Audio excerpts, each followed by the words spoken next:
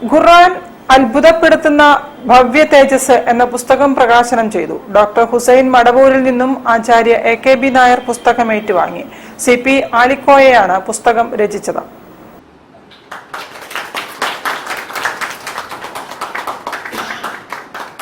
CP Alikoya രചിച്ച ഖുർആൻ അത്ഭുതപ്പെടുത്തുന്ന ഭവ്യ തേജസ് പുസ്തകം ഡോക്ടർ ഹുസൈൻ മടവൂർ ആചാര്യ AK.B. നായർക്ക് നൽകി പ്രകാശനം ചെയ്തു. വെറുപ്പും വിദ്വേഷവും ശത്രുതയും വരുമ്പോൾ നമ്മുടെ വിലപിടിച്ച സമയം ആയുസ് അത് ചോർന്നു പോകും.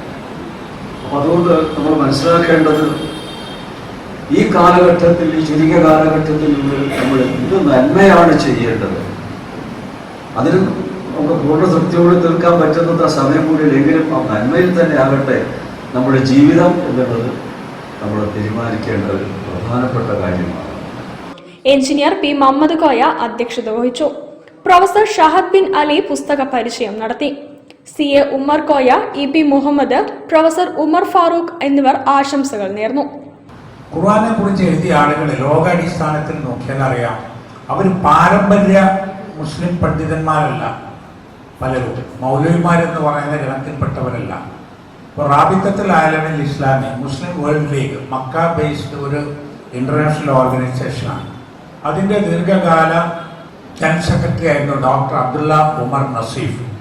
അദ്ദേഹത്തിൻ്റെ PhD ഓഷ്യനോഗ്രാഫിയിലാണ്, സമുദ്രശാസ്ത്രം. അതുപോലെ ഖുർആൻ പ്രഭാഷണങ്ങൾ ധാരാളം നടത്തിയ ഒരു വ്യക്തിയാണ് ബോംബെയിലെ ഡോക്ടർ ജാക്കിർ നായിക്. അദ്ദേഹം ഒരു മെഡിക്കൽ ഡോക്ടറാണ്. പൊന്നാനിയിലെ എഞ്ചിനീയർ ഉസ്മാൻ സാഹിബ്, അദ്ദേഹം ഖുർആനെ കുറിച്ച്, ആകാശലോകത്തെക്കുറിച്ച്, ഖുർആനിൽ പറഞ്ഞ കാര്യങ്ങളെക്കുറിച്ച് ഗ്രന്ഥം എഴുതിയിട്ടുണ്ട്. അദ്ദേഹവും ഞാൻ ഈ പറഞ്ഞ പോലെ അറബി ഭാഷ പഠിച്ച് അങ്ങനെ വന്ന ഒരു പണ്ഡിതനല്ല.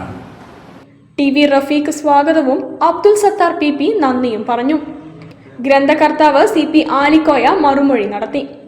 പീപ്പിൾസ് റിവ്യൂ പബ്ലിക്കേഷൻസ് ആണ് പ്രസാധകർ. News bureau, Kozhikode. പ്രവാസികളുടെ ക്ഷേമവും സാമൂഹ്യ സാമ്പത്തിക